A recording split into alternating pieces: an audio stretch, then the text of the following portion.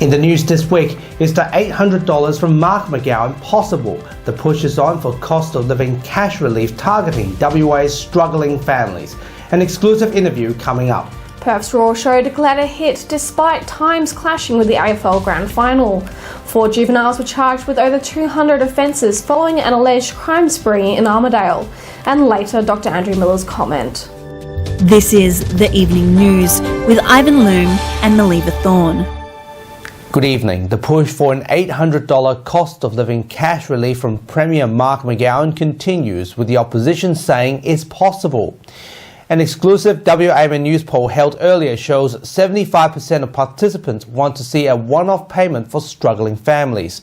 Liberal leader David Honey joins us exclusively on whether this policy is viable. Dr. Honey, thanks for your time. Do you believe the cost of living cash relief policy is achievable in WA? Which families should be prioritised for assistance? Look, it certainly is possible. I mean, you could look at those, there are well-structured systems at the Commonwealth level for people that need assistance. You can work out those people who are on low fixed incomes, pension incomes and the like. Look at people who are relying on social housing.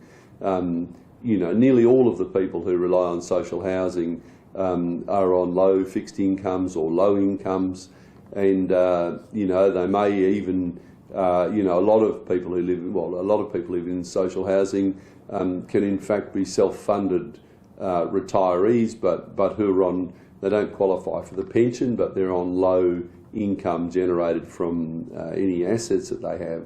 So the government knows that, for example, could focus on those particular groups for assistance. The viewers said they want $800. What's the opposition's ideal amount? Look, I think you have to target it to those people, to the needs that people have. I mean, it would be hard for me to suggest a specific number without, having the detail, which government obviously does have. But I do know from getting around and about the state that in a lot of communities, you have enormous hardship of people. And I think you need to get in there. I think there are, and you need to look at those individual family circumstances. The government has information on this. They know, the government knows the families that are having difficulty paying their power bills, their water bills, and other fees and charges. So they can in fact go in and target that and look at giving very selective relief to those people that need it. Now, whether it's $800 or whether it's another amount, in the first instance, for example, they could look at giving, relief on the increase in fees and charges. This is something we've said for some time, but particularly if you wanted to, you could target that at low-income households. Should the McGowan government roll out $800 cash relief to low-income and struggling families based on the results from our news poll? Well, as I've said, look, I think, what you've identified is a need. Now, unravelling, what people would like from what people need is always a difficult issue. But I do think the state government needs to give more relief to those people in the low income because they're really struggling. I think, as you know, Ivan, today, this week, there are families working out, do they buy the kids school shoes or do they buy food? They're making decisions that most of us can't contemplate. People are working out whether they have to give up their rental accommodation and start living in their car. And I've had people communicate with my office about that very issue. So those people really need help, and the state government should be helping them. Their fees and charge increases, licence increases and the like, is something that's added to the financial pain for those people and those families. Dr. Honey, thanks for joining us this week. Yeah, thanks very much, Ivan. In other news, this year's Royal Show continues to attract large crowds, despite the AFL Grand Final's time clash this weekend.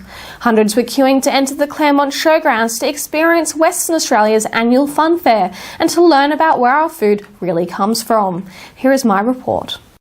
A crowd packed of parents, children and young people gathered outside the gates of the Claremont Showgrounds this weekend, as the anticipation from the public for the start of the 2022 Royal Show grew. Although there are plenty of activities to choose from, one of the most beloved parts of the Perth Royal Show is the chance to make some very new friends, and this year's show is no exception. Kids and grown-ups alike can cuddle rabbits, guinea pigs, chickens and baby goats, as well as see cows, sheep, pigs, peacocks and more. Nigel Spencer, a farmer from York, chatted to WAMN News about why visitors to the show love seeing the animals. What I like is that they can get, a lot of people come to me and say this is the favourite part of the show. They love to be able to handle them and get up close and personal, because they live in the city now. No one gets a chance to handle all these beautiful little creatures, you know, so that's probably the biggest thing. It's, this is so good, we can get right up close and personal with them all. Despite it being the AFL Grand Final this weekend, as you can see, the Royal Show is absolutely packed. There's families, friends and even a few furry guests here this weekend, and it looks set to be a fantastic few days. Charitable services such as the Royal Flying Doctor and Farmers Across Borders were also present at the show. Farmers Across Borders President Sam Starkovich said they were at the show to try and raise awareness of the volunteer and not-for-profit organisation. Farmers Across Borders was founded back in 2014, and it's farmers and truck drivers helping out other farmers in times of need. So we covered fire, drought, floods and whatever else. If anyone needs a hand, we're there to help out. Farmers Across Borders give hay for stock to affected farmers and also care packages. A different sort of approach to charitable work was also on display, with 19-year-old Sam Hughes, also known as the Travelling Jackaroo, talking to visitors about his ongoing trip around Australia in a 1957 Chamberlain 9G tractor. The teenager has been travelling around for over a year so far and has quite a few more miles to go, about 10,000 kilometres to be exact. He is raising money for the Royal Flying Doctor, Dolly's Dream and drought relief. Oh, well, I just love helping people and I like helping Australia and the country I love. And so far, doing the charity work, I've raised over $130,000. So I'll just keep doing it and helping as many people as I can. And according to the CEO of the Royal Agricultural Society, Robin Sermon, there's even more exciting exhibits and stalls to check out. Look, I think there is lots to do and see. There's 101 free activities at the show, so you can have a really great day out without spending lots of money. It looks like the 2022 Perth Royal Show has started off with a bang. The show will be open to the public until the 1st of October. Now to this week's virus update.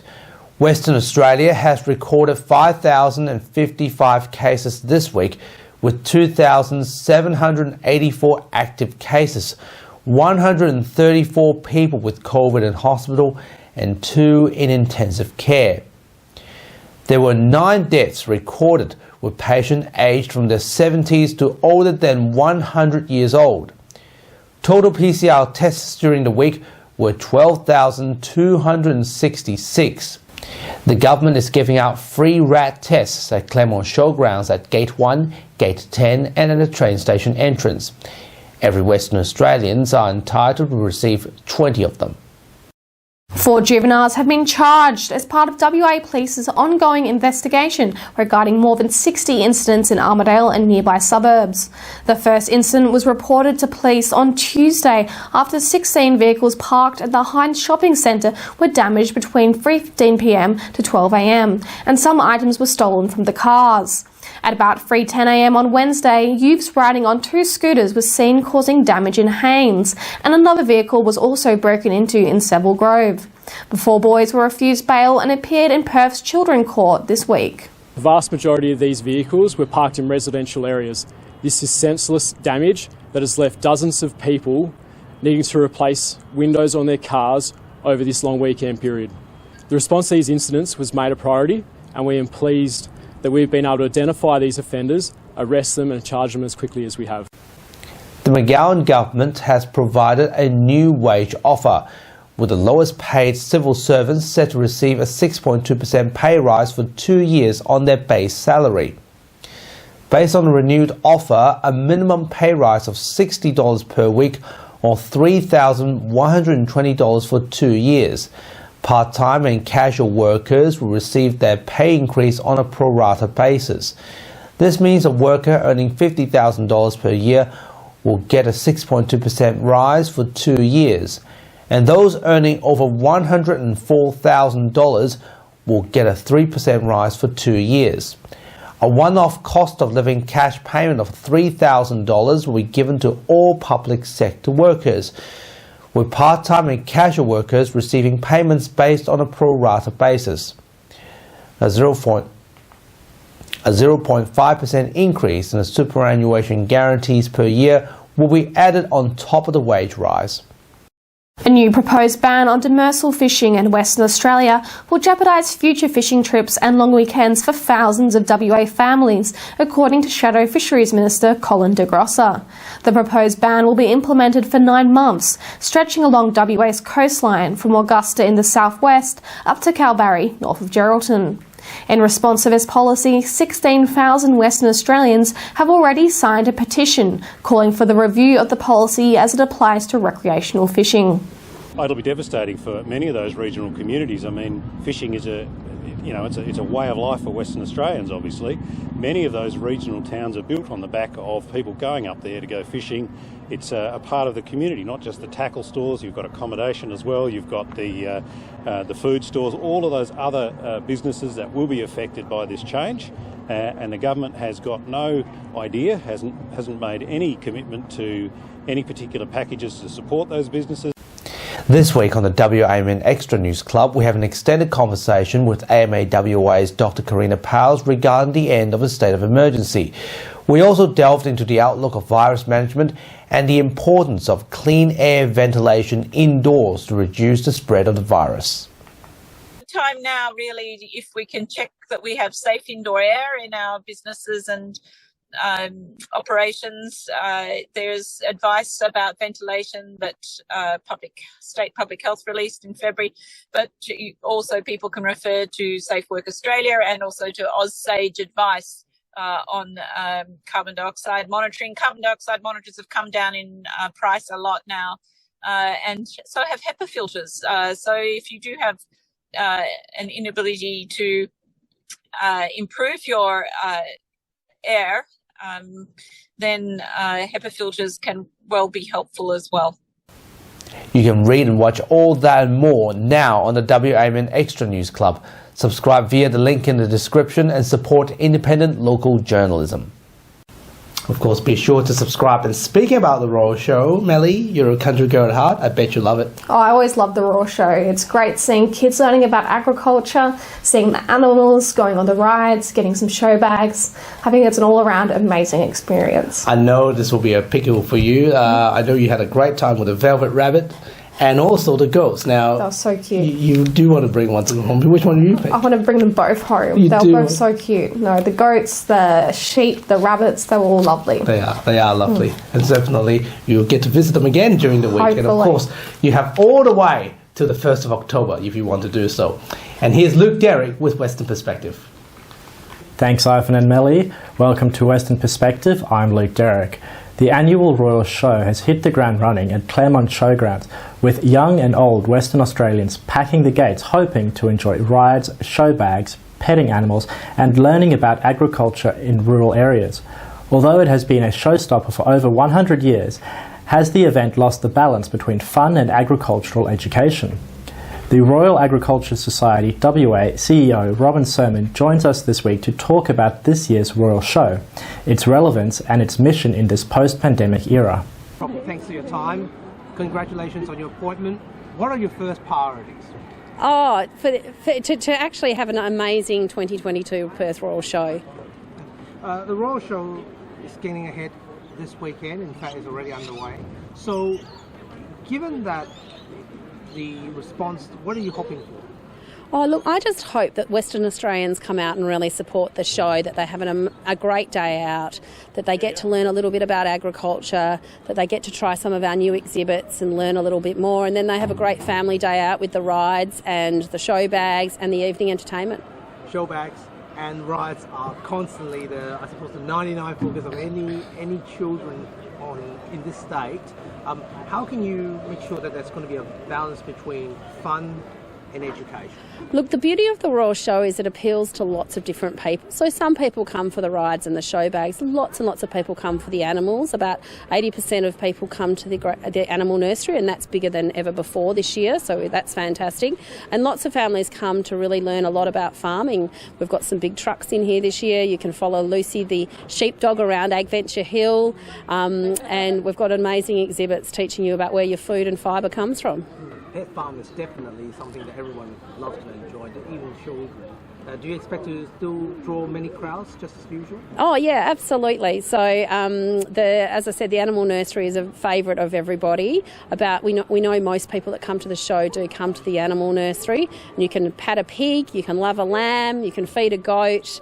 It's a really great experience for a lot of kids who may not get that experience elsewhere. Does it bridge the gap between city people and farming people? Because at this point, I don't want to say this, but the Royal Show, unfortunately, is the only, or the only fair income platform at the moment where city and farm people can actually have a good time with it.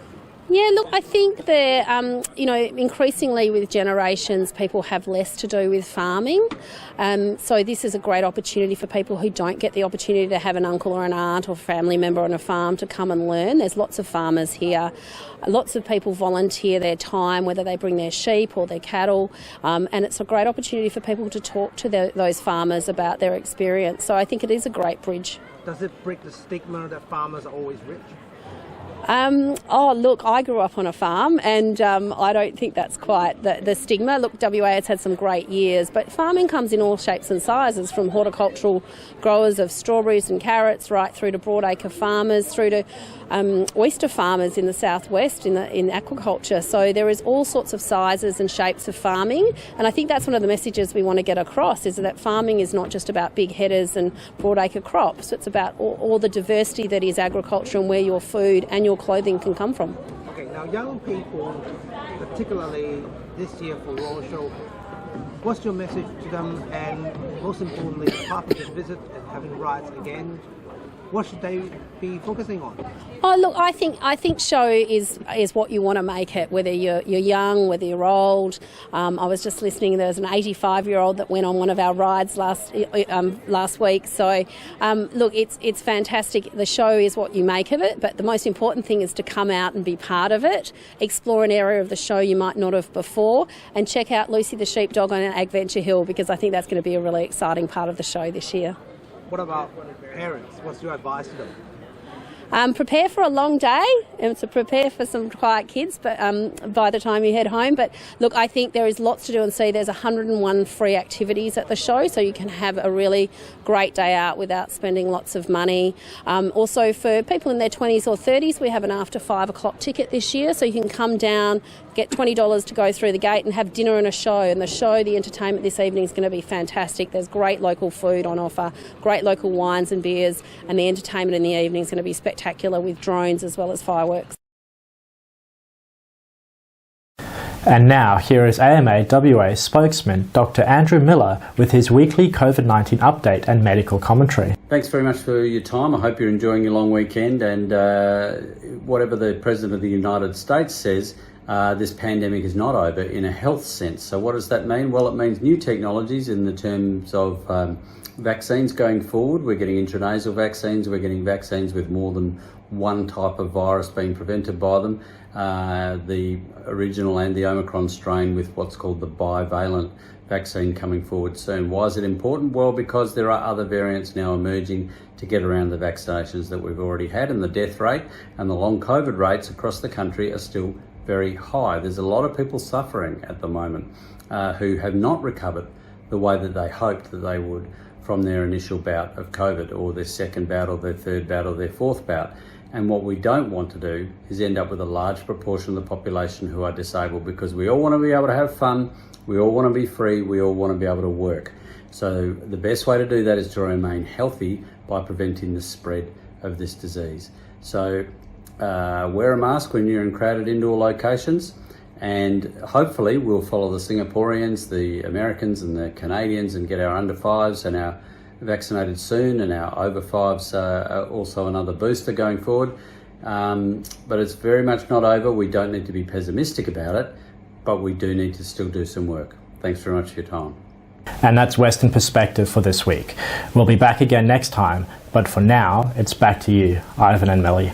Thanks, Luke. And now, here is Leo with what's coming up on 6 News tonight. Thanks, Justin. On 6 News exclusive, the AFP still investigating a former LNP candidate accused of lying to the AEC about where he was living. Now 6 News can reveal the house is up for sale. Also, is the UAP really dead? We fact check claims spreading on social media after the party was voluntarily deregistered. And what next for Joel Selwood? The Geelong skipper speaks out as the decision looms on his future following the Cats' 81-point thrashing of Sydney in the AFL Grand Final. You can see full details on those stories and plenty more by heading to our YouTube channel. Just search 6 News AU to find us, or head to our website, 6newsau.com. For now, though, guys, it is back to you. Thanks, Leo, and that's our report for this week. We have the latest news on our website, wamnnews.com.au. Don't forget to subscribe to the WAMN Extra News Club so we can continue our work in the community. Full details on wamnnews.com.au/news/extra. From Melly and myself, wish you good health, good night. See you next Sunday. Thanks for watching.